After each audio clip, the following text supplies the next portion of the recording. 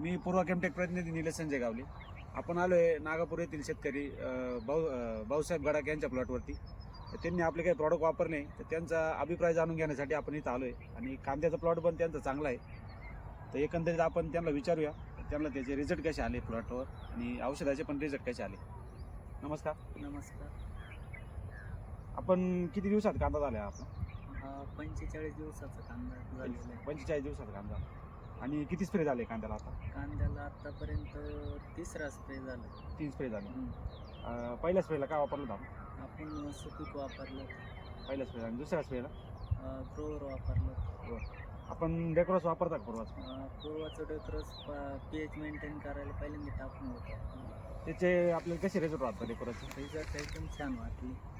आणि दरवर्षीपेक्षा यावर्षी तुम्हाला कांद्याचं कसं वाटतं एकंदरीत कांदा एकदम एकसारखा आणि 45 दिवसाचा प्लॉट असं झालेलं आहे.